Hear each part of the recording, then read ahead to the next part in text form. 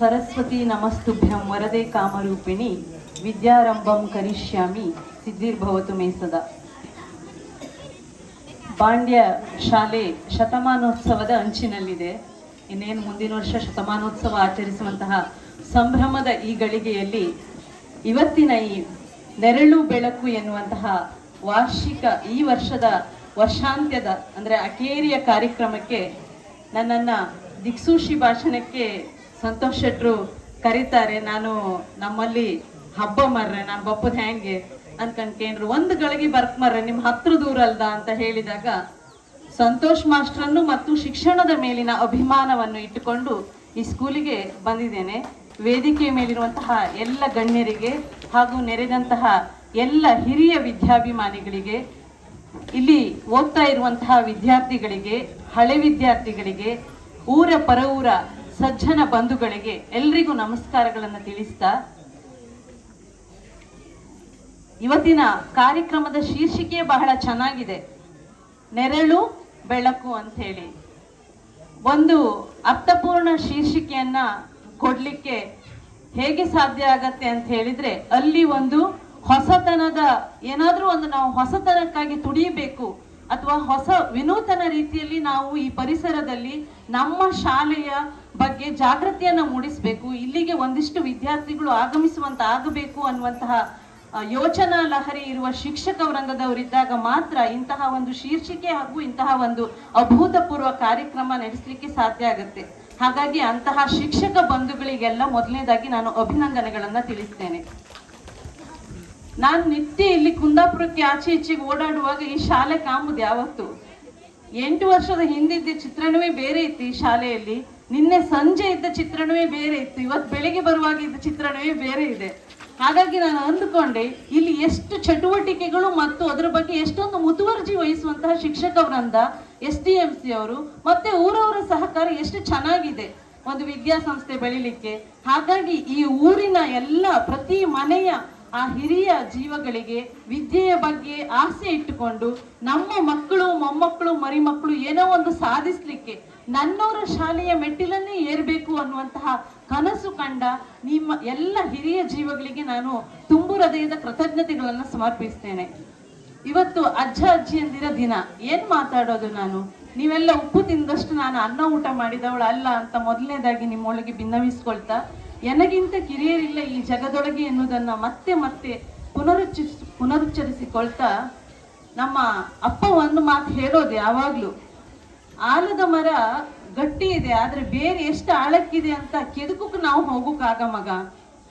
ಗಟ್ಟಿ ಇದೆ ಅಂತ ನಮ್ಗೆ ಗೊತ್ತಿರ್ಬೇಕು, ಬೇರು ಆಳದಲ್ಲಿ ಎಷ್ಟಿದೆ ಅಂತ ನೀನು ಕೆದಕಲಿಕ್ಕೆ ಯಾವತ್ತೂ ಹೋಗ್ಬೇಡ, ಎಲೆ ಎಲೆಯಾಗಿ ನಾವು ಇರಬೇಕು, ಆವಾಗಷ್ಟೇ ನಾವು ಸುರಕ್ಷಿತವಾಗಿರ್ಲಿಕ್ಕೆ ಸಾಧ್ಯ ಅಂತ. ಇದು ಯಾಕೆ ಈ ಮಾತು ಹೇಳ್ತೇನೆ ಅಂತ ಹೇಳಿದ್ರೆ, ನಾವು ಎಲೆ ಎಲೆಯಾಗಿ ಏನು ಮಾತಾಡ್ತೇವೆ, ಒಂದೊಂದು ಮಾತುಗಳು ನಿಮ್ಮ ಮೊಮ್ಮಕ್ಕಳು ಹೇಳುವ ಮಾತುಗಳನ್ನ ಅಜ್ಜಿಯಂದಿರು ಜಾಸ್ತಿ ಕೇಳಿಸ್ಕೊಳ್ತಾರೆ, ಅಪ್ಪ ಅಮ್ಮ ಹೇಳುವ ಮಾತುಗಳನ್ನ ಮಕ್ಕಳು ಕೇಳಿಸ್ಕೊಳ್ಳೋದಿಲ್ಲ. ಯಾಕಂತ ಹೇಳಿದ್ರೆ ಇವತ್ತು ಮೊಬೈಲ್ ಹಾವಳಿ ಮತ್ತು ಮಾಧ್ಯಮದ ಹಾವಳಿಯಿಂದಾಗಿ ಮಾತುಗಳೇ ಮುಗಿದು ಹೋಗಿದೆ ನಮ್ಮ ನಡುವೆ. ಆ ಸ್ಥಿತಿಯಲ್ಲಿ ನಾವು ಇದ್ದೇವೆ. ಅಂಥದ್ರಲ್ಲಿ ಈ ಶಾಲೆಗೆ ಬರುವ ಮಕ್ಕಳಿಗೆ ಎಲ್ರಿಗೂ ಹೆಚ್ಚಿನವರಿಗೆ ಗ್ರ್ಯಾಂಡ್ ಪೇರೆಂಟ್ಸ್ ಅಥವಾ ಅಜ್ಜ ಅಜ್ಜಿಯಂದಿರು ಇದ್ದಾರೆ ಅಂತ ಹೇಳಿದ್ರೆ ಅದು ಆ ಮಕ್ಕಳ ಪಾಲಿನ ಸೌಭಾಗ್ಯ ಅಂತ ನಾನು ತಿಳ್ಕೊಳ್ತೇನೆ. ಇದು ನಮ್ಮ ಹಳ್ಳಿಗಳಲ್ಲಿ ಮಾತ್ರ ಇವತ್ತು ಕಂಡು ಬರುವಂತಹ ಚಿತ್ರಣ. ಅದರಲ್ಲೂ ಕೂಡ ಒಂದು ಮನೆಯಲ್ಲಿ 4 ಮಕ್ಕಳಿದ್ರೆ ಅವ್ರು 4 ಜನ 4 ಮನೆ ಕಟ್ಕೊಂಡಿರ್ತಾರೆ, ಅಜ್ಜ ಅಜ್ಜಿ ಯಾವುದೋ ಒಂದೇ ಮನೇಲಿ ಇರ್ತಾರೆ, ಆ ಮಕ್ಕಳು ಮಾತ್ರ ಲಕ್ಕಿಗಳಾಗಿರ್ತಾರೆ, ಮತ್ತುಳಿದವರಿಗೆ ಆ ಭಾಗ್ಯ ಸಿಗೋದಿಲ್ಲ. ಅಂತಹ ಒಂದು ಭಾಗ್ಯವನ್ನು ಪಡೆದವನು ನನ್ನ ಮಗನು ಕೂಡ ಹೌದು. ನಮ್ಮನೆ ನನ್ನ ಅತ್ತೆ ಮಾವನಿಗೆ 8 ಜನ ಮಕ್ಕಳು, ನಾನು ಹಿರಿ ಸೊಸೆಯಾಗಿ ಆ ಮನೆಗೆ ಹೋದವಳು, ಅವ್ರು ನಮ್ಮ ಜೊತೆ ಇದ್ದಿದ್ರಿಂದ ನನ್ನ ಮಗನಿಗೆ ಏನು ಅಜ್ಜ ಅಜ್ಜಿಯ ಪ್ರೀತಿ ಬೇಕು ಅದಷ್ಟು ಸಿಕ್ಕಿದೆ. ಮತ್ತೆ ನನ್ನ ಭಾರ ತುಂಬಾ ಕಡಿಮೆ ಆಗಿದೆ ಮೇಡಮ್. ಸಮಾಜಮುಖಿಯಾಗಿ ನಾನು ತೊಡಗಿಸಿಕೊಳ್ಳಿಕ್ಕೆ ಕಾರಣ ನಮ್ಮ ಮನೆಯಲ್ಲಿ ನನ್ನ ಅತ್ತೆ ಮಾವ ಇರುವುದರಿಂದ ಸಾಧ್ಯವಾಯಿತು ಅನ್ನೋದನ್ನ ನಾನು ಜ್ವಲಂತ ಉದಾಹರಣೆಯಾಗಿ ನಿಮ್ಮ ಮುಂದೆ ಹೇಳಲಿಕ್ಕೆ ಇಷ್ಟಪಡ್ತೇನೆ. ಭಿನ್ನಾಭಿಪ್ರಾಯಗಳು, ಸೈದ್ಧಾಂತಿಕ ಭಿನ್ನಾಭಿಪ್ರಾಯಗಳು, ಆರ್ಥಿಕ ಅಸಮತೋಲನಗಳು ಎಲ್ಲ ಕುಟುಂಬಗಳ ನಡುವೆಯೂ ಇದೆ. ಎಲ್ಲ 5 ಬೆರಳು ಒಂದೇ ರೀತಿ ಇರುವುದಿಲ್ಲ. ಅಂಥದ್ರಲ್ಲಿ ಅಜ್ಜ ಅಜ್ಜಿಯಂದಿರನ್ನ ನಾವು ಮನೆಯಲ್ಲಿ ಇಟ್ಟುಕೊಂಡ್ರೆ ಅದೊಂದು ದೊಡ್ಡ ಸಂಸ್ಕಾರ ನಮ್ಮ ಮಕ್ಕಳಿಗೆ. ಯಾಕೆಂದ್ರೆ ಮಗು ಕೇಳುವಂತಹ ಪ್ರತಿ ಪ್ರಶ್ನೆಗೂ ಅನುಭವಜನ್ಯವಾದ ಉತ್ತರವನ್ನ ಕೊಡ್ಲಿಕ್ಕೆ ಸಾಧ್ಯ ಆಗುವುದು ಅಜ್ಜ ಅಜ್ಜಿಗೆ ಮಾತ್ರ. ಒಂದ್ ಮಗು ಕೇಳುತ್ತಂತೆ, ದಿನಾ ಎಂತಕ್ಕೆ ಅಜ್ಜಯ್ಯ ಭಜನೆ ಮಾಡುದು ಸಾಯಂಕಾಲದ ಹೊತ್ತಿಗೆ, ಅಥವಾ ಭಗವದ್ಗೀತೆ ಓದ್ಕ ದೇವ್ರ ಎದುರು ಕೂತ್ಕಣಕ ಒಂದ್ ಹೊತ್ತಾರು ದೇವ್ರಿಗೆ ಕೈ ಮುಗಿ ತುಳಸಿ ಕಟ್ಟಿಗೆ ಅಡ್ಡು ಬೀಳಂದೇಳಿ ಹೇಳ್ತೀರಿ ಅಲ್ಲ, ಎಂತ ಪ್ರಯೋಜನ ಇತ್ತು ಅದರಿಂದ? ಯೂಸ್ ಏನಿದೆ? ಇದು ಬೇಕು ನನ್ಗೆ, ಉತ್ತರ ಬೇಕು ಅಂತ ಹೇಳ್ತಂತೆ ಒಂದ್ ಪುಟ್ಟ ಹುಡುಗ. ಅವಾಗ ಅಜ್ಜ ಹೇಳಿದ್ರಂತೆ, ಸೀದಾ ಅಟ್ಟಕ್ ಹತ್ತಿ ಅಲ್ಲೊಂದು ಕೊಡಪನ ಇತ್ತ ತಕಬಾ ಅಂತ ಹೇಳಿ. ಅಡ್ಡಿಲ್ಲ ಅಂತ ಮಗು ಅಟ್ಟಕ್ ಹತ್ತತ್ತೆ. ಅಟ್ಟಕ್ ಹತ್ತಿದ್ರೆ ಒಂದು ಕೊಡಪಾನ ಇರುತ್ತೆ, ಒಳ್ಳೆ ತಾಮ್ರದ ಕೊಡಪಾನ, ಆದ್ರೆ ಕರಿ ಹಿಡಿದು ಕೊಡಪಾನಕ್ಕೆಲ್ಲ ಕರಿ ಹಿಡಿದಿರುತ್ತೆ. ಅಜ್ಜ ಮಗು ತಗೊಂಬರುತ್ತೆ ಕೆಳಗೆ, ತಗೊಂಬಂದು ಅಜ್ಜನ ಎದುರು ಹಿಡ್ಕೊಂಡು ನಿಂತ್ಕೊಳ್ಳತ್ತಂತೆ. ತಂದೆ ಕಾಣಿ ಅಜಯ ಅನ್ಕೊಂಡ್ ಹೇಳಿ ನಿಂತ್ಕೊಂಡ ತಕ್ಷಣ ಅಜ್ಜ ಹೇಳ್ತಂತೆ, ಸೀದಾ ಅಲ್ಲಿ ಹೋಗಿ ಕೆರೆಯಲ್ಲಿ ನೀರಿದೆ ತಗೊಂಬ ಅದ್ರಲ್ಲಿ ಅಂತ. ತೊಳುದ್ ಬೇಡ, ಸುಮ್ನೆ ಆ ಕೊಡಪಾನ ಹೆಂಗ್ ಕರಿ ಹಿಡ್ದಿತ್ತೋ ಹಂಗೆ ತಗೊಂಡ್ ಹೋಗಿ ಒಂದ್ ಕೊಡಪಾನ ನೀರ್ ತಗೊಂಡ್ ಬಾ ಅಂತ ತಗೊಂಡ್ಬರ್ತಂತೆ. ಬರುವಾಗ ದಾರಿ ಉದ್ದಕ್ಕೂ ಆ ಕೊಡಪಾನದಲ್ಲೊಂದು ತೂತಿತ್ತು. ಆ ತೂತಲ್ಲಿ ನೀರ್ ತಗೊಂತಂತೆ. ಇಲ್ಲಿ ಮನೆ ಹತ್ರ ಬರುವಾಗ ಒಂದು ಚೊಂಬಷ್ಟೇ ನೀರ್ ಉಳಿದಿರೋದು ಆ ಕೊಡಪಾನದಲ್ಲಿ. ಆ ಮಗು ಹೇಳ್ತಂತ, ಅಲ್ಲ ಅಜ್ಜಯ್ಯ, ಹೊಟ್ಟೆ ಕೊಡ್ಬಂದಂಗ ನೀರ್ ತಪ್ಪಕ್ ಹೇಳಿರಲ್ಲ, ಎಂತ ಇದು, ಎಂತಾದ್ರು ಪ್ರಯೋಜನ ಆಯ್ತಾ ಅಂತ. ಇಲ್ಲ, ನೀನ್ ಈ ಕೆಲಸವನ್ನ 1 ತಿಂಗಳ ಕಾಲ ಮಾಡ್ಬೇಕು. ಕೊಡಪಾನದ ಹೊರಭಾಗವನ್ನು ಉಜ್ಜು ಹಾಗಿಲ್ಲ, ಎಲ್ಲೂ ತೊಳುಕಿಲ್ಲ. ದಿನ 1 ಕೊಡಪಾನ ನೀರ್ ಅಲ್ಲಿಂದ ತರುವುದು, ಮನೆ ಬಾಗ್ಲಿಗೆ ತೆಂಗಿನ ಮರಕ್ ಹಾಕುದು, ಇಷ್ಟು ನಿನ್ನ ಕೆಲಸ. 1 ತಿಂಗಳಾದ್ಮೇಲೆ ನಿನ್ಗೆ ಭಗವದ್ಗೀತೆ ಓದೋದು, ಭಜನೆ ಮಾಡೋದು, ತುಳಸಿ ಕಟ್ಟೆಗೆ ಅಡ್ಡು ಬೀಳುದು, ದೇವ್ರಿಗೆ ಒಂದು ದೀಪ ಹಚ್ಚಿ ನಮಸ್ಕಾರ ಮಾಡೋದು ಯಾಕಂತ ನಾನು ಉತ್ತರ ಹೇಳ್ತೇನೆ ಅಂತ. ಮಗಿಗ್ ಭಾರಿ ಕುತೂಹಲ, ಅಜ್ಜಯ್ಯ 1 ತಿಂಗಳು ಬಿಟ್ಟು ಉತ್ತರ ಹೇಳ್ತಾರಲ್ಲ ಅಂತ ಹೇಳಿ 1 ತಿಂಗಳ ಪರ್ಯಂತ ದಿನ ಶಾಲಿನ ಮನೆಗ್ ಬಪ್ಪುದು, ಗುಡುಗುಡು ಆ ಕೊಡಪಾನ್ ತಗೊಂಡು ಓಡುದು, 1 ಕೊಡಪಾನ ನೀರ್ ತಗೊಬಪ್ಪು ತೆಂಗಿನ ಮರಕ್ ಹಾಕುದು. ಹೀಗೆ ಮಾಡ್ತಂತೆ 1 ತಿಂಗಳು. ನಾಳೆಗಿನ್ನೇನು 1 ತಿಂಗಳು ಆಗತ್ತೆ, ಮಗು ಭಾರಿ ಖುಷಿ, ನಾಳೆ ಬೆಳಿಗ್ಗೆ ನಂಗೆ ಆನ್ಸರ್ ಸಿಕ್ಕತ್ತ ಅಂತ ಹೇಳಿ. ಸರಿ ಅಂತ ಹೇಳಿ ಮಾರನೇ ದಿನ ಬೆಳಿಗ್ಗೆ ಮಗು ಎಲ್ಲರಿಗಿಂತ ಫಸ್ಟೇ ಎದ್ದು, ಇವತ್ತು ಮಧ್ಯಾಹ್ನ ತಗೊಂಬತ್ತಿಲ್ಲ ನೀರ್ ಬೆಳಮುಚ್ಚೆ ತಂದು ಹಾಕಿ ಅಜ್ಜನ ಹತ್ರ ಉತ್ತರ ಕೇಳ್ಕೊಂಡೆ ಶಾಲೆಗೆ ಹೋಗ್ಬೋದು ಅನ್ಕೊಂಡು ಹೇಳಿ ಎಲ್ಲ ರೆಡಿ ಮಾಡ್ಕೊಳತ್ತಂತೆ. ಸರಿ ಬೆಳಗ್ಗೆ ಎತ್ತು ಮಗು ಸೀದಾ ಕೊಡಪಾನ್ ತಕೊಂಡ್ ಹೋಯ್ತು, ನೀರ್ ತಗೊಂಬಂದ್ ಹಾಕ್ತು. ಅಜ್ಜ ಇನ್ನು ಎದ್ದಿರ್ಲಿಲ್ಲ. ಅಜ್ಜ ನೇಪ್ಸಿ, ಅಜ್ಜ ಇವತ್ ನಂದು 1 ತಿಂಗಳು ಮುಗೀತು, ನೀವ್ ಹೇಳಿದ್ ವಾಯ್ದಿ ಮುಗೀತು, ಇವತ್ ನಂಗೆ ನೀವ್ ಎಂತ ಉತ್ತರ ಹೇಳ್ಕ ಅಂತ ಹೇಳಿ ಹೇಳ್ತಾನೆ. ಸರಿ ಅಜ್ಜ ಹೇಳಿದ್ರಂತೆ, ನೀನು 1 ತಿಂಗಳ ಹಿಂದೆ ಅಟ್ಟದಿಂದ ಆ ಕೊಡಪಾನ ತಗೊಂಡ್ಬರುವಾಗ ಆ ಕೊಡಪಾನ ಹೇಗಿತ್ತು ಅಂತ. ಅದು ಕರಿ ಮಸಿ ಗಂಡ ಐದಿತ್ತು ಅಜಯ ಅನ್ನೇಳಿ ಹೇಳ್ತಾವ ಮಗು. ಈಗ ಹೇಗಿದೆ ಅಂತ. ಈಗ ಅದು ಪಳ ಹೊಳಿತಿದೆ ಅಜಯ ಅಂತ. ಆಯ್ತು, ಮತ್ತೆ ನೀನು ಅಲ್ಲಿ ನೀರ್ ತರ್ತಿದ್ಯಲ್ಲ ದಿನ, ವೇಸ್ಟ್ ಆಗ್ತಿತ್ತಲ್ಲ ಅದ್ರ ತೂತಲ್ಲಿ ನೀರ್ ಹೋಗಿ, ಆ ದಾರಿ 1 ತಿಂಗಳ ಹಿಂದೆ ಹೇಗಿತ್ತು, ಅದು ಒಣ ಬ್ಯಾಣ ಐದಿತ್ತು ಅಜಯ ಅಂತಂಬ್ರು ಮಗು. ಈಗ ಹೇಗಿದೆ, ಈಗ ಅಲ್ಲೆಲ್ಲ ಗರಿಕೆ ಹುಟ್ಟಿದೆ, ಅಲ್ಲಲ್ಲಿ ಸಣ್ಣ ಸಣ್ಣ ಹೂವಿನ ಗಿಡ ಎಲ್ಲ ಹುಟ್ಟಿದೆ ಅಂತ ಹೇಳಿ. ಇಷ್ಟೇ, ನೀವು ದಿನಕ್ಕೆ 1 ತಾಸು ಅಥವಾ 1 ನಿಮಿಷ ಭಗವಂತನ ಧ್ಯಾನ, ಭಗವದ್ಗೀತೆ, ಭಜನೆ, ಪೂಜೆ, ಅಥವಾ ದೇವರಿಗೆ ಒಂದು ನಮಸ್ಕಾರ, ಅಥವಾ ಗುರು ಹಿರಿಯರ ಬಗ್ಗೆ ಭಕ್ತಿ ಇಟ್ಟುಕೊಂಡ್ರೆ ನಿನ್ನ ಮನಸ್ಸು ಶುದ್ಧ ಆಗತ್ತೆ. ಆ ಕೊಡಪಾನ ಹೇಗೆ ಶುದ್ಧ ಆಗಿದೆ, ಹೊರಗಿಂದ ಆ ಕರಿ ಎಲ್ಲ ಹೋಗಿ ಹೇಗೆ ಪಳಪಳ ಹೊಳಿತಿದೆ, ಹಾಗೆ ನಿನ್ನ ಮನಸ್ಸಿನಲ್ಲಿ ಯಾವುದೇ ಕೆಟ್ಟ ಯೋಚನೆ ಬರೋದಿಲ್ಲ. ಯಾರೋ ಒಂದ್ ಮಾತಾಡಿದ ತಕ್ಷಣ ಪಟಕ್ಕ ತಿರುಗಿ ಮಾತಾಡ್ಕಂತ ಅನ್ಸುದಿಲ್ಲ. ಸ್ವಲ್ಪ ಕೂತ್ಕೊಂಡು ಯೋಚನೆ ಮಾಡುವ, ಇದಕ್ಕೆ ಹೇಗೆ ಉತ್ತರ ಕೊಡಬಹುದು ಅಂತ ಹೇಳಿ ಯೋಚನೆ ಮಾಡುವ. ಆ ತಾಳ್ಮೆ, ಸಹನೆ ಬೆಳೆಯುತ್ತೆ, ನಿನ್ನೊಳಗಿನ ಮನಸ್ಸು ಶುದ್ಧವಾಗತ್ತೆ ಮಗು. ಮತ್ತೆ 2ನೇದಾಗಿ, ಆ ಹೊಟ್ಟೆ ಕೊಡಪಾನ ಅಂತ ನೆಗ್ಲೆಕ್ಟ್ ಮಾಡ್ಬೇಡಿ. ನಮ್ಮೊಳಗೂ ಎಷ್ಟೋ ಕೊಳಕುಗಳಿದೆ, ಎಷ್ಟೋ ಲೂಪ್ ಹೋಲ್ಸ್ ಇದೆ, ನಮ್ಮೊಳಗೂ ಎಷ್ಟೋ ಬೇಡದ ವಿಚಾರಗಳಿದೆ. ಆ ಬೇಡದ ವಿಚಾರಗಳಲ್ಲೂ ಆ ತರ ನೀರ್ ಹಾಕ್ತಾ ಬಂದಾಗ ಹೊಸ ಚಿಗುರು ಗರಿಕೆ ಒಡೆಯತ್ತೆ, ಹೊಸ ಹೂ ಹುಟ್ಟುತ್ತೆ. ಆದ್ರಿಂದ ಭಜನೆ ಅಥವಾ ಧ್ಯಾನ ಅಥವಾ ಒಂದು ಸಂಸ್ಕಾರ ಅನ್ನೋದು ಈ ಎಲ್ಲ ವಿಚಾರದಲ್ಲಿ ಮಗುವಿನ ಅಥವಾ ಒಬ್ಬ ವ್ಯಕ್ತಿಯ ಭೌತಿಕ ಬೆಳವಣಿಗೆಗೆ, ಮಾನಸಿಕ ಬೆಳವಣಿಗೆಗೆ ಬಹಳ ಸಹಕಾರಿಯಾಗಿದೆ. ಆದ್ರಿಂದ ನಾನು ಭಜನೆ ಮಾಡಿ ಅಂತ ಹೇಳೋದು ಅಂತ ಅಜ್ಜ ಹೇಳಿದಾಗ ಮಗುವಿಗೊಂದು ಕ್ಲಿಯರ್ ಒಂದು ಉತ್ತರ ಸಿಗುತ್ತೆ. ಆ ಉತ್ತರವನ್ನು ಕೊಡ್ಲಿಕ್ಕೆ ಸಾಧ್ಯ ಇರುವುದು ಮನೆಯಲ್ಲಿರುವ ಹಿರಿಯ ಚೇತನಗಳಿಂದ ಮಾತ್ರ. ಅದನ್ನ ಈಗ ಮೊಬೈಲ್ ಹಿಡಿಯುವ ಅಥವಾ ಧಾರಾವಾಹಿ ನೋಡುವ ಅಮ್ಮಂದಿರು ಖಂಡಿತ ಕೊಡ್ಲಿಕ್ಕೆ ಸಾಧ್ಯ ಇಲ್ಲ. ಈ ಸಂಸ್ಕಾರಕ್ಕಾಗಿ ನಾನು ಆ ಹಿರಿಯರಿಗೆ ಮಗದೊಮ್ಮೆ ಈ ಮಕ್ಕಳೆಲ್ಲ ಚಪ್ಪಾಳೆ ತಟ್ಟಿ ಗೌರವಿಸಬೇಕು ಅಂತ ಕೇಳ್ಕೊಳ್ತೇನೆ. ದಿಕ್ಕು ಸೂಚಿಸುವ ಭಾಷಣ. ನಾನು ಎಲ್ಲೂ ಈ ತರ ಎಲ್ಲ ಭಾಷಣ ಮಾಡಿ ಗೊತ್ತಿಲ್ಲ ಸಂತೋಷ್ ಮಾಸ್ಟರ್. ನೀವು ಇವತ್ತು ಸುಮಾರು ನನ್ನ ಬಗ್ಗೆ ಹೋಗ್ಲಿ ಅಟ್ಟಕ್ಕೇರಿಸಿ ನಂಗೆ ಮಾತಾಡೋಕೆ ಎಲ್ಲ ಹೋಯ್ತು, ಹಂಗ್ ಮಾಡಿ ಬಿಟ್ರಿ.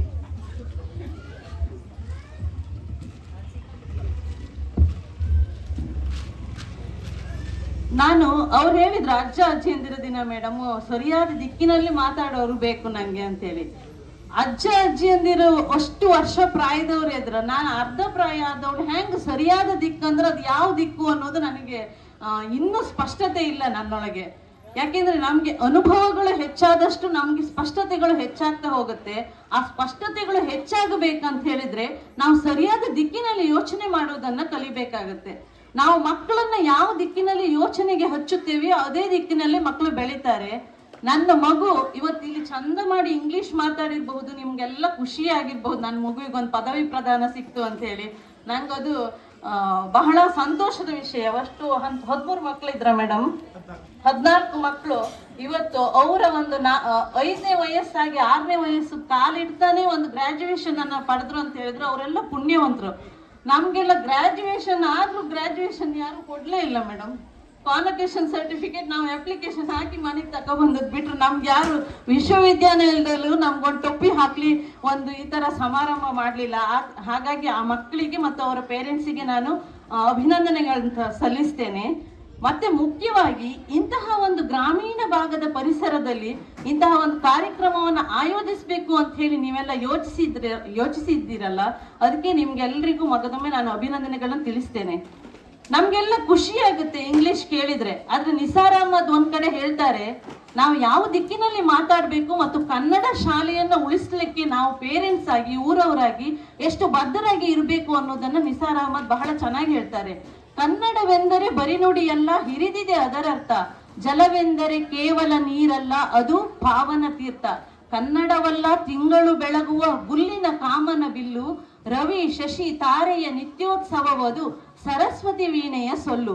ಮಗು ಇವತ್ತು ಹೇಳಿರ್ಬೋದು, ನಾನು 1 ವರ್ಷ ಬರುವ ದಿನ ನಂಗೆ ನೆನಪಾಯ್ತು, ಇಲ್ಲಿ 1 ವರ್ಷ ಟೀಚರ್ಸ್ ನನ್ನನ್ನು ತುಂಬಾ ಮುದ್ದಾಗಿ ನೋಡ್ಕೊಂಡ್ರು, ತುಂಬಾ ಕೇರ್ಫುಲ್ ಆಗಿ ನೋಡ್ಕೊಂಡ್ರು, ನಂಗೆ ಇಂಗ್ಲಿಷ್ ಅನ್ನ ಹೇಳ್ಕೊಟ್ರು.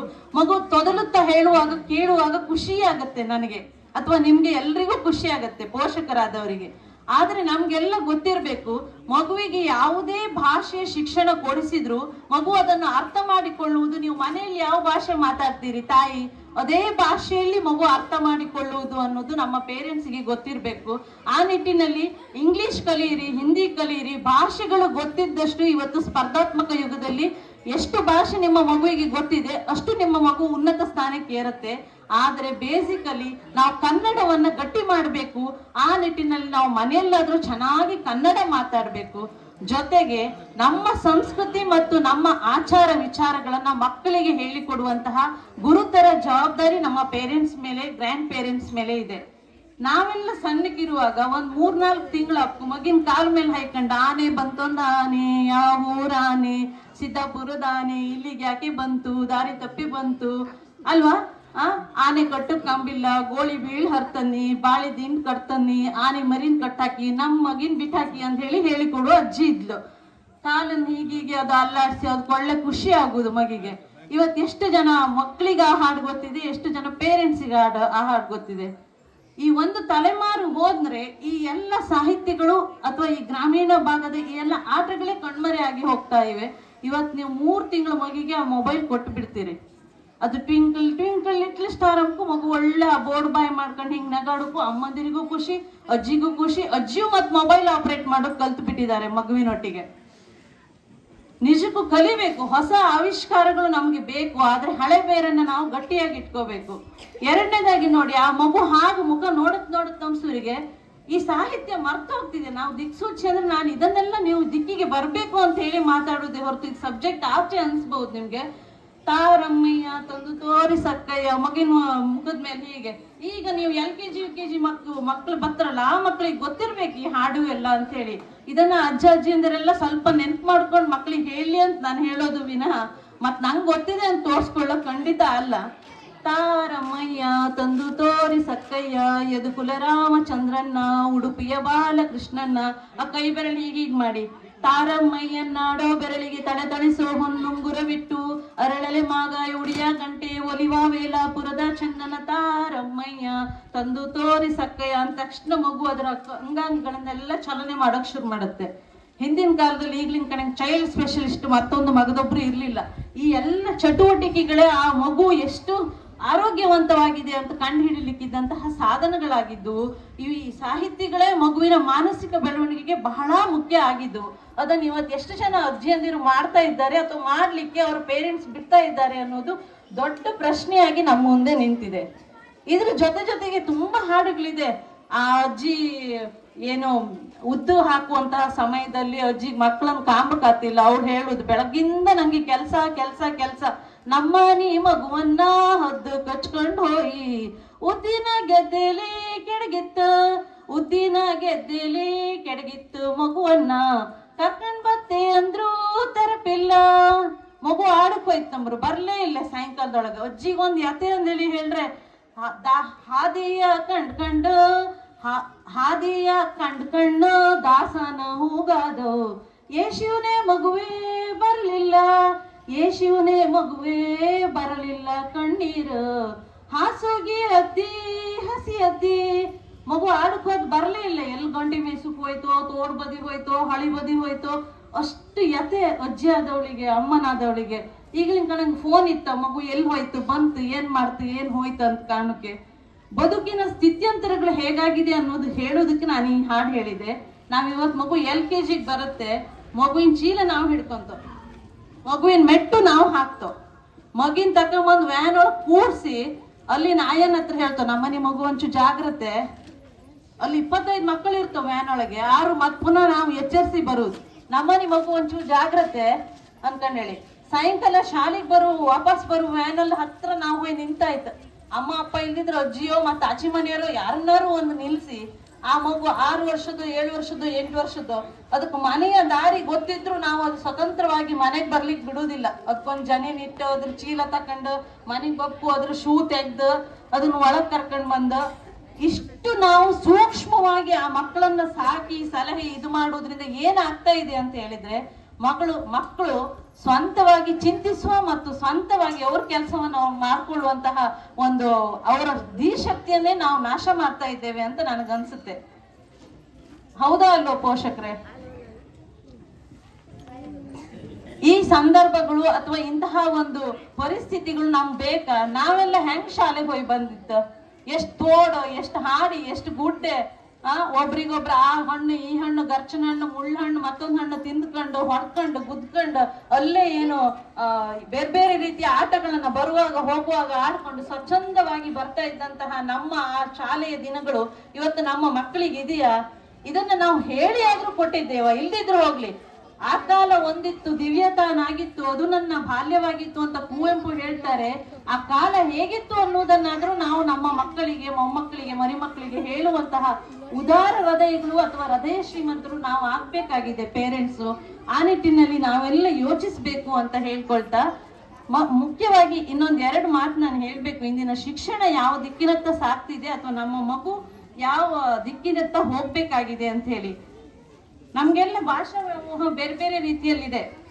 ಗೌರ್ಮೆಂಟ್ ಶಾಲೆಗಳಿಗೆ ಟೀಚರ್ಸ್ ಕೊಡ್ತಾ ಇಲ್ಲ. ನಮ್ಮ ಸುಭಾಷ್ ಚಕ್ರ ದಂಪತಿಗಳಂತವರು ಬಹಳ ಉದಾರ ಮನಸ್ಸಿನಿಂದ ನಿಮ್ಮ ಹಳ್ಳಿಯ ಈ ಶಾಲೆಗೆ 6-7 ಜನ ಅತಿಥಿ ಶಿಕ್ಷಕರನ್ನು ಇಟ್ಟು ಮಕ್ಕಳು ಇಲ್ಲಿಗೆ ಬರಬೇಕು, ನಮ್ಮೂರ ಶಾಲೆ ಉಳಿಬೇಕು, ಇಲ್ಲಿನ ಶಿಕ್ಷಣ ವ್ಯವಸ್ಥೆ ಸರಾಗವಾಗಿ ನಡ್ಕೊಂಡು ಹೋಗ್ಬೇಕು ಅಂತ ಹೇಳಿ ಹಪಹಪಿಸುವಂತಹ ಇಂತಹ ಕಾಲಘಟ್ಟದಲ್ಲಿ ಇರುವಂತಹ ಗೌರ್ಮೆಂಟ್ ಟೀಚರ್ಸಿಗೆ ಸರ್ಕಾರ ಎಷ್ಟೆಷ್ಟು ಕೆಲಸದ ಹೊರೆಯನ್ನು ಹಾಕಿ ಅವರು ಇಲ್ಲಿ ಮಕ್ಕಳಿಗೆ ಪಾಠ ಮಾಡಿದ ಹಾಗೆ ಮಾಡ್ತಾ ಇರೋದು ಬಹಳ ವಿಷಾದದ ಸಂಗತಿ ಅಂತ ನಾನು ಅನ್ಕೊಳ್ತೇನೆ. ಪೇರೆಂಟ್ಸ್ ಎಲ್ಲ ಇದ್ರ ಬಗ್ಗೆ ಮಾತಾಡ್ಬೇಕು. ಇಲಾಖೆ ಒಳಗಿದ್ದವರಿಗೆ ಈ ಕುರಿತಾಗಿ ಏನೂ ಮಾತಾಡ್ಲಿಕ್ಕೆ ಆಗೋದಿಲ್ಲ. ಸ್ವಲ್ಪ ಎಜುಕೇಟೆಡ್ ಪೇರೆಂಟ್ಸ್ ಇದ್ರೆ ನೀವು ಖಂಡಿತವಾಗಿ ಈ ವಿಚಾರದ ಬಗ್ಗೆ ಸ್ವಲ್ಪ ಮಾತಾಡಿ. ನಿಮ್ಮ ಧಾರಾವಾಹಿ, ನಿಮ್ಮ ಸೀರೆ, ನಿಮ್ಮ ಮಕ್ಕಳ ಏನು ಶೂ ಹೇಗಿರ್ಬೇಕು, ಮತ್ತೆ ಯಾವ ಬ್ಯಾಗ್ಸ್ ಹೇಗಿರ್ಬೇಕು, ಇದೆಲ್ಲದಕ್ಕಿಂತ ಮುಖ್ಯವಾಗಿ ಶಾಲೆ ಎಷ್ಟೇ ಚಂದ ಇದ್ರೂ ಮಕ್ಕಳು ಬರುವುದಿಲ್ಲ.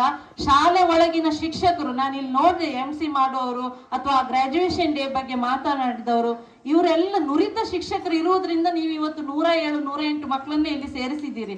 ಅದರ್ವೈಸ್ ನೀವು ಖಂಡಿತ ನಿಮ್ಮ ಮಕ್ಕಳನ್ನ ಇಲ್ಲಿ ಕಳಿಸ್ತಿರ್ಲಿಲ್ಲ, ನಂಗೆ ಗೊತ್ತಿದೆ. ಈ ಶಿಕ್ಷಕರನ್ನೆಲ್ಲ ನೀವು ಉಳಿಸ್ಕೊಳ್ಬೇಕು ಅಂದ್ರೆ ಅವರಿಗೆ ಹೊರಗಿನ ಕೆಲಸದ ಭಾರಗಳು ಕಡಿಮೆ ಆಗುವಂತೆ ಸರ್ಕಾರದ ಮೇಲೆ ಒತ್ತಡ ಹೇರುವಂತಹ ಕೆಲಸವನ್ನ ನಾವೆಲ್ಲ ಮಾಡಬೇಕಾಗಿದೆ ಇವತ್ತು. ಒಂದನೇದಾಗಿ. ಎರಡನೇದಾಗಿ, ಪಠ್ಯಕ್ರಮವನ್ನ ಪ್ರತಿ ವರ್ಷ ಪರಿಷ್ಕರಣೆ ಇವತ್ತು ಅದು ಬೇಡ, ಇದು ಬೇಡ, ಇದೊಂದು ಹೊಸ್ತು ಹಾಕುವ, ಅದೊಂದು ಹಳತ್ ತೆಗಿವ ಅಂತ ಹೇಳಿ ನಮ್ಮ ನಿಮ್ಮ ಕಾಲದಲ್ಲಿದ್ದ ಪುಣ್ಯಕೋಟಿಯ ಕಥೆಯನ್ನು ತೆಗೆದ್ರು, ಬಣ್ಣದ ತಗಡಿನ ತುತ್ತೂರಿಯನ್ನು ತೆಗೆದ್ರು. ಹೀಗೆ ಒಳ್ಳೊಳ್ಳೆಯ ಸಕಾರಾತ್ಮಕ ವಿಚಾರಗಳನ್ನ ಪಟ್ಟಿ ಪರಿಷ್ಕರಣೆ ಅಂತ ಹೇಳಿ ತೆಗಿತಾ ಹೋಗೋದ್ರಿಂದ ಮಗುವಿನ ಮಾನಸಿಕ ಬೆಳವಣಿಗೆ ಖಂಡಿತ ಸಾಧ್ಯ ಆಗೋದಿಲ್ಲ. ಮಗು ಸುಮ್ಮನೆ ಶಾಲೆಗೆ ಬರುತ್ತೆ, ಏನೋ ಒಂದಿಷ್ಟು ಒಂದು ಪ್ರಶ್ನೆಗೆ 16 ತರದ ಉತ್ತರ ಕೊಡ್ಬಹುದು, ಅಥವಾ 16 ಪ್ರಶ್ನೆಗೆ ಒಂದೇ ತರದ ಉತ್ತರ ಕೊಡ್ಬಹುದು. ಆ ತರದ ಪ್ರಶ್ನೆ ಪತ್ರಿಕೆಯನ್ನೆಲ್ಲ ಮಾಡ್ಬಿಟ್ಟು ಮಗುಗೆ ನಾಳೆ ಸ್ವಾತಂತ್ರ್ಯ ಹೋರಾಟ 1947ರಲ್ಲಿ ಸಿಕ್ತು ಅನ್ನೋದಷ್ಟೇ ಗೊತ್ತಿರುತ್ತೆ ಬಿಟ್ರೆ ಅದ್ರ ಹಿಂದೆ ದುಡಿದಂತಹ ಅಷ್ಟು ಮಹನೀಯರು ಗಣ್ಯರು ಅದ್ಯಾವ ಹೆಸರು ನೆನಪಿಲ್ಲದಂತೆ ಒಂದು ಆಪ್ಷನಲ್ ಟೈಪ್ ಕ್ವಶನ್ ತಂದ್ಬಿಟ್ಟು ಇವತ್ತು ಎಜುಕೇಶನ್ ಅನ್ನ ಕೊಲಾಪ್ಸ್ ಮಾಡ್ತಾ ಇದ್ದಾರೆ. ಆ ದಿಕ್ಕಿನತ್ತನು ನಾವೆಲ್ಲ ಪೇರೆಂಟ್ಸ್ ಚಿಂತಿಸಬೇಕಾಗಿದೆ. ಇದ್ ನಾನು ಹೇಳ್ತಾ ಇರೋದು ಕೆಲವರಿಗೆ ಅರ್ಥ ಆಗ್ತಾ ಇರಬಹುದು ಅನ್ಕೊಳ್ತೇನೆ ನಾನು. ಈ ನಿಟ್ಟಿನಲ್ಲಿಯೂ ಕೂಡ ನಾವು ದಿಕ್ಕನ್ನ ಬದಲಿಸಬೇಕು ಶಿಕ್ಷಣದ್ದು ಅಂತ ಹೇಳ್ತಾ, ಕೊನೆಯದಾಗಿ ಗ್ರ್ಯಾಂಡ್ ಪೇರೆಂಟ್ಸಿಗೆ ನಾನು ಹೇಳೋದಿಷ್ಟೇ, ನಾನು ಹೇಳುವಂಥದ್ದಲ್ಲ, ನಾನು ಕೇಳಿದ್ದು. ನಾನು ಯಾಕೆ ಇವತ್ತು ಇಲ್ಲಿ ಮಾತಾಡ್ತಾ ಇದ್ದೇನೆ ಅಂತ ಹೇಳಿದ್ರೆ, ನನಗೊಬ್ಬ ಒಳ್ಳೆ ಅಜ್ಜ ಇದ್ದಿದ್ರು, ಯಕ್ಷಗಾನ ಅರ್ಥಧಾರಿಗಳಾಗಿದ್ರು. ಅವರು ಶಿವಪುರ ಆಚಾರ್ಯರು ಅಂತ ಅವ್ರ ಹೆಸರು. ಅವರು ದಿನಾ ಸಂಜೆ ನನಗೆ ರಾಮಾಯಣ ಮಹಾಭಾರತದ ಕಥೆಗಳನ್ನ ಹೇಳ್ತಿದ್ರು, ಭಾಗವತದ ಕೆಲವೊಂದು ತುಣುಕುಗಳನ್ನ ಹೇಳ್ತಿದ್ರು, ಅದರ ಜೊತೆಗೆ ಆಶು ಕಥೆಗಳನ್ನ ಕಟ್ಟಿ ಹೇಳ್ತಿದ್ರು. ಅವ್ರು ಹೇಳ್ತಿದ್ದಂತಹ ಒಂದು ಕತೆ ಹೇಳಿ ನನ್ನ ಮಾತು ಮುಗಿಸ್ತೇನೆ. ಒಂದಿನ ನಂಗೆ ಜೋರ್ ಹಠ ಸಣ್ಣದಿರುವಾಗ, ಬೇಕಂದದ್ದು ಬೇಕೆ, ಈಗಲೂ ಎಲ್ಲ ಮಕ್ಕಳು ಹಂಗೆ ಹಠ ಮಾಡ್ತಾರೆ. ಆ ದಿನ ನಮ್ಮ ಅಪ್ಪ ಎಲ್ಲೋ ಕೆಲ್ಸಕ್ಕೆ ಹೋಗಿ ಬಂದಿದ್ರು. ಅವರಿಗೆ ನಮ್ಮ ಅಮ್ಮ ಆ ದಿನ ವ್ರತ, ಸೋಮವಾರ ನಮ್ಮ ಅಪ್ಪ ಊಟ ಮಾಡೋದಿಲ್ಲ, ಅವರು ಸಂಜೆಗೆ ಏನಾದ್ರೂ ಫಲಹಾರ ತಿನ್ನೋರು. ಆ ದಿನ ನಮ್ಮಮ್ಮ ಮನೆಯಲ್ಲಿದ್ದಂತ ಇಷ್ಟು ಗೋಧಿ ಹಿಟ್ಟಿನಿಂದ 6 ದೋಸೆ ಮಾಡಿದ್ಲು. ನಂಗೊಂದು ದೋಸೆ ಬೇಕೆ ಅಂತ ಹಠ. ನಾವು 4 ಜನ ಮಕ್ಕಳು, ನಮ್ 4 ಜನಿಗೆ ಒಂದೊಂದು ದೋಸೆ ಕೊಟ್ರೆ ಅಪ್ಪನಿಗೆ ಉಳಿಯೋದು 2 ದೋಸೆ. ಅವ್ರು ದೂರಿಗೆ ಎಲ್ಲೋ ಯಾವ್ದೋ ವ್ಯಾಪಾರಕ್ಕೋ ಮತ್ಯಾವ್ದೋ ಕೆಲ್ಸಕ್ಕೆ ಹೋಗಿ ಮನೆಗೆ ದಣದು ಬಂದವರು. ಅಮ್ಮ ಹೇಳ್ತಾರೆ, ಅಪ್ಪಂದೊಂದು ತಿಂಡಿ ತಿಂದ ಐಲಿ ಮಕ್ಳೆ, ಕಡೆಗೆ ನಿಮ್ಗೆ ಊಟದ ಬಟ್ಲಿಗೆ ಉಳಿದ ದೋಸೆನ ಪಾಲ್ ಮಾಡಿ ಹಾಕ್ತೇನೆ ಅಂತ. ನಾನು ಹೇಳ್ತೇನೆ, ಸಾಧ್ಯವೇ ಇಲ್ಲ, ನಂಗೆ ಒಂದು ದೋಸೆ ಬೇಕೆ. ಹಠ ಹಿಡ್ದು ಕೂತ್ಕೊಳ್ತೇನೆ. ಆ ದಿನ ಆ ಕಾಲದಲ್ಲಿ ನಮ್ಮ ಮನೇಲೆಲ್ಲ ಈ ಸೌದೆ ಒಲೆ, ಕರೆಂಟ್ ಇಲ್ಲದ ದಿನಗಳು, ಮನೆ ಹಿಂದೆ ದೊಡ್ಡ ಹಾಡಿ ನಮ್ಮ ಮನೇಲಿ. ನಮ್ಮ ಅಜ್ಜಯ್ಯ ಹೇಳ್ತಾರೆ, ಎಂತ ಕಷ್ಟಪ್ಪ ಆ ಪಾಟಿ ಹಠ ಮಾಡ್ತೆ ಅನ್ಕೊಂಡು. ಅಜ್ಜಿ ಹೇಳ್ತಾರೆ, ಅದು ಮೊದ್ಲಿಂದು ಹಾಗೆ ಹೊರಟು ನಮ್ನಿ, ಅದಕ್ಕೆ ಹೇಳೋದ್ ಭಾಷೆ ಬರ್ತಿಲ್ಲ ಅಂತ ಹಿಂಗೆ ಬೈಯೋದೆಲ್ಲ ಮಾಮೂಲಿ ಇತ್ತು. ಆಗ ಅಜ್ಜ ಹೇಳ್ತಾರೆ, ಕೂತ್ಕೊ ನಿಂಗೊಂದು ಕತೆ ಹೇಳ್ತೇನೆ ಅಂತೇಳಿ. ನಾನು ಕತೆ ಕೇಳುವ ಮನ್ಸಲ್ಲೇ ಇಲ್ಲ, ದೋಸೆ ಒಂದು ತಿನ್ಲೇಬೇಕು ನನಗೆ. ಈ ತರ ಇರುವಾಗ ಅಮ್ಮನಿಗೆ ಸಿಟ್ಟು ಬರುತ್ತೆ. ಮನೆ ಹಿಂದಿನ ಬಾಗಿಲು ತೆಗಿತಾಳೆ, ಹೊರಗೆ ಇದ್ ಮಾಡ್ತಾಳೆ. ಹೊರಗೊಂದು ಕೊಟ್ಟಿಗೆ ಹಿಂದ್ ಗೊಬ್ಬರದ ಗುಂಡಿ ದಾಂಡ್ರೆ ದೊಡ್ಡ ಹೊಲುವೆ, ಮತ್ತೆ ಅಂತಿಲ್ಲ. ಏಗ್ಲಿಗೂ ಮನಿ ಹೊಟ್ಟಿಗೆ ಹುಲಿ ಬಪ್ಪದ, ಅದು ಎಂತ ಕುರ್ಕ ಬಪ್ಪದ, ಗಂಟಿ ತಿನ್ಕೊಂಡು ಹೋಗ್ದು, ಎಂತ ನಾಯಿ ಹೊಟ್ಟಕ್ಕ ಹೋಗ್ದು, ಇಂಥದ್ದೆಲ್ಲ ಒಂದು ಪರಿಸ್ಥಿತಿ ಇದ್ದಂತಹ ಕಾಲ ಅದು.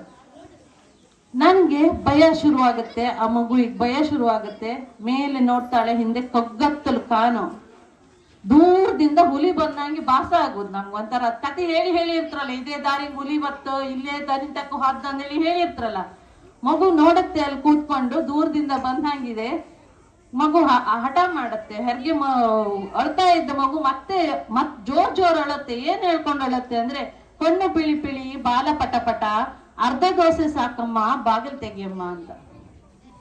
ಅಮ್ಮ ಅಪ್ಪನಿಗೆ ಊಟ ಬಡಿಸದೆ ಆಚಿಗಿಚ್ಚಿ ಕದಲು ಹಂಗೆ ಇಲ್ಲ. ಅಪ್ಪ ಅಂದ್ರೆ ದೂರ್ವಾಸ ಮುನಿ, ಅವರಿಗೆ ಆ ಕಾಲದಲ್ಲಿ ಅವ್ರು ಹೇಳಿದಾಗೆ ಆಗ್ಬೇಕು, ಮತ್ತ ಅವ್ರ ಎದುರು ಯಾರು ಮಾತಾಡುವಂತಿಲ್ಲ ಅಂತ ಕಟ್ಟುನಿಟ್ಟಿನ ಮನುಷ್ಯ ಅವರು.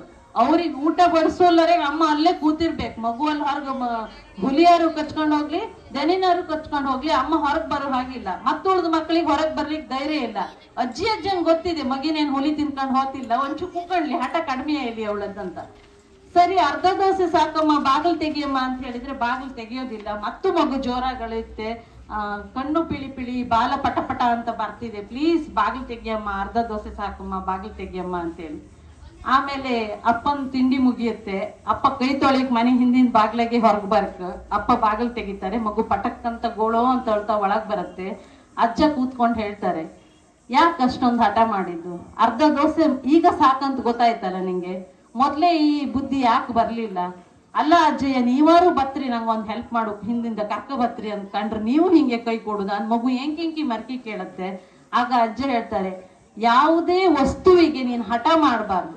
ಹಠ ಅಂತ ಹೇಳಿದ್ರೆ ನೀನ್ ಯಾವ್ದಕ್ ಹಠ ಮಾಡಿದ್ದು? ಊಟಕ್ಕೆ ಹಠ ಮಾಡಿದ್ದು. ಅಮ್ಮ ಹೇಳಿದ್ಲು ನಿಂಗೆ ಒಂದ್ ತಟ್ಟೆಲಿ ಊಟ ಕೊಟ್ಟು ಉಳಿದ ದೋಸೆಯನ್ನು ಪಾಲ್ ಮಾಡಿ ಹಾಕ್ತೇನೆ ಅಂತ ಹೇಳಿದ ಮೇಲೂ ನೀನ್ ಇಷ್ಟು ಹಠ ಮಾಡಿದ್ಯಲ್ಲ, ಅದಕ್ಕಾಗಿ ನಿನ್ಗೆ ಈ ಶಿಕ್ಷೆಯನ್ನು ಕೊಟ್ಟದ್ದು. ಯಾವತ್ತು ಪರರ ಅನ್ನಕ್ಕೆ, ಪರರ ಧನಕ್ಕೆ, ಪರರ ಸಮಯಕ್ಕೆ ನೀನು ಬೆಲೆ ಕೊಡುವುದನ್ನ ಕಲಿಬೇಕು. ಅದಕ್ಕಾಗಿ ನಿನ್ನನ್ನು ಹೊರಗೆ ಹಾಕಿದ್ದು. ಇದೇ ಕಾರಣಕ್ಕೆ ಬಿಟ್ರೆ ಬೇರೆ ಯಾವ ವೈಷಮ್ಯ ಅಥವಾ ನಿಮ್ಗೆ ಏನಾದ್ರೂ ಕಲ್ಸಿಯೇ ತಿರ್ಬೇಕು ಅಂತ ಹೇಳಕ್ಕಲ್ಲ ಅಂತ. ಆವತ್ತು ಅಜ್ಜ ಹೇಳಿದ ಪಾಠವನ್ನು ನಾನು ಇವತ್ತಿನವರೆಗೂ ಪಾಲಿಸ್ಕೊಂಡು ಬಂದಿದ್ದೇನೆ. ನಾನು ಪರರ ಅನ್ನವನ್ನ ಕಸಿಬಾರ್ದು, ನಾವು ಪರರ ಹಣವನ್ನ ಕಸಿಬಾರ್ದು, ಪರರ ಸಮಯವನ್ನು ನಾವು ಕಸಿಯೋರಾಗಬಾರ್ದು. ಯಾರಿಗಾದ್ರೂ ನೀವು 1 ನಿಮಿಷ ಉಳಿಸಿ ಕೊಡ್ತೀರಿ ಅಂದ್ರೆ ಅದು ಅವ್ರ ಜೀವನದ ಅತ್ಯಮೂಲ್ಯವಾದಂತ ಒಂದು ಸಮಯ. ಅದರಿಂದ ಗ್ರ್ಯಾಂಡ್ ಪೇರೆಂಟ್ಸ್ ಅಥವಾ ಪೇರೆಂಟ್ಸ್ ನಾವು ನೆನ್ಪಿಟ್ಕೊಳ್ಬೇಕಾದೇನಂದ್ರೆ, ಶಾಲೆಯಲ್ಲಿ ಶಿಕ್ಷಕರು ಮಕ್ಕಳಿಗೆ ಅವರ ಸಮಯವನ್ನ ಕರೆಕ್ಟಾಗಿ ಮೀಸಲಿಡ್ತಾರೆ, ಟೈಮ್ ಟೇಬಲ್ ಮಾಡಿ. ನೀವು ಮನೆಯಲ್ಲಿ ನಿಮ್ಮ ಮಗುವಿಗೆ ಎಷ್ಟು ಸಮಯವನ್ನ ಮೀಸಲಿಡ್ತೀರಿ ಅನ್ನೋದು ಬಹಳ ಮುಖ್ಯ. ನೀವು ಗುರುಕುಲ ಶಾಲೆಗಾರು ಕಳಿಸಿ, ಆಚೆ ಲಿಟ್ಲ್ ರಾಕಿಗಾರು ಕಳಿಸಿ, ಈಚೆಗೆ ಜನತಾ ಹೆಮ್ಮಾಡಿಗಾದ್ರೂ ಕಳಿಸಿ, ಎಲ್ಲೇ ಕಳಿಸಿದ್ರು ನಿಮ್ಮ ಮಗು ಮನೆಗೆ ಬಂದ ನಂತರ ಮಗುವಿನೊಂದಿಗೆ ನೀವು ಎಷ್ಟು ಹೊತ್ತು ಸಮಯವನ್ನ ಕೊಡ್ತೀರಿ ನಿಮ್ಮ ಮಗುವಿಗೆ. ಇದನ್ನ ನೀವು ಇವತ್ತು ನಾವೆಲ್ಲ ಅವಲೋಕನ ಮಾಡ್ಕೊಳ್ಬೇಕಾಗಿದೆ. ಆ ನಿಟ್ಟಿನಲ್ಲಿ ನಿಮ್ಮ ಮಗುವಿಗೆ ನೀವೆಷ್ಟು ಸಮಯ ಕೊಡ್ತೀರಿ ಅನ್ನೋದನ್ನ ಇವತ್ತಿನಿಂದಾದ್ರೂ ಒಂದು ಟೈಮ್ ಟೇಬಲ್ ಹಾಕೊಳ್ಳಿ. ದಯವಿಟ್ಟು ದಿನಕ್ಕೆ 1-2 ಗಂಟೆ ಆದ್ರೂ ಮಗು ಮನೆಗೆ ಬಂದ್ಮೇಲೆ ನಿಮ್ಮ ಏನು ಮೊಬೈಲ್ ಇದೆ, ಟಿವಿ ಇದೆ, ಅದನ್ನೆಲ್ಲ ಬದಿಗಿಟ್ಟು ಮಗುವಿನೊಂದಿಗೆ ಮಾತನಾಡ್ಲಿಕ್ಕೆ ಕಲೀರಿ. ಇಲ್ದಿದ್ರೆ ಮಾತುಗಳು ಮುಗಿದು ಹೋಗುತ್ತೆ, ಮತ್ತೆ ಕಂದಕಗಳು ಹೇಳುತ್ತೆ. ಸೇತುವೆ ಕಟ್ಟುವಲ್ಲೆಲ್ಲ ನಾವು ಗೋಡೆ ಕಟ್ಟಬೇಕಾಗತ್ತೆ. ಈ ನಿಟ್ಟಿನಲ್ಲಿ ನಾವೆಲ್ಲರೂ ಯೋಚಿಸ್ಬೇಕು, ಚಿಂತಿಸ್ಬೇಕು ಅಂತ ಹೇಳ್ತಾ, ನಮ್ಮ ಮಕ್ಕಳಿಗೆ ಇವತ್ತು ಗ್ರಾಜುಯೇಷನ್ ಡೇ ಅಲ್ಲಿ ಇವ್ರು ಹೇಳಿದ್ರು, ಸರ್ ನಮ್ಮ ಮಕ್ಕಳು ಇಂಜಿನಿಯರ್ ಆಗ್ಬೇಕು, ಸೈಂಟಿಸ್ಟ್ ಆಗ್ಬೇಕು, ಮತ್ತೊಂದಾಗ್ಬೇಕು, ಇನ್ನೊಂದಾಗ್ಬೇಕು. ಸರ್ ನಾನು ಅದರೊಟ್ಟಿಗೆ ಒಂದು ಲಿಸ್ಟ್ ಕೊಡ್ತೇನೆ, ಒಳ್ಳೆ ಪರಿಸರ ಪ್ರೇಮಿ ಆಗ್ಬೇಕು ನನ್ನ ಮಗು. ಅದ್ರ ಜೊತೆಗೆ ಒಂದು ಅಡ್ವರ್ಟೈಸ್ಮೆಂಟ್ ಬರ್ತಿತ್ತಾಗ್ಲಿಕ್ಕೆ, ಯಾರು ಹೆಂಡತಿಯನ್ನು ಪ್ರೀತಿಸ್ತಾರೋ ಅವರು ಗುರುವನ್ನು ಪ್ರೀತಿಸ್ತಾರೆ ಅಂತ ಹೇಳಿ. ಹಾಗೆ ಯಾರು ಕೃಷಿ ಮತ್ತು ಪ್ರಕೃತಿಯನ್ನು ಪ್ರೀತಿಸ್ತಾರೋ ಅವರು ಗ್ರ್ಯಾಂಡ್ ಪೇರೆಂಟ್ಸ್ ಮತ್ತು ಪೇರೆಂಟ್ಸ್ ಅನ್ನು ಪ್ರೀತಿಸ್ತಾರೆ. ಇದು ನಾವು ಹೊಸದಾಗಿ ಒಂದು ನೋಡ್ಕೋಬೇಕಾಗಿದೆ.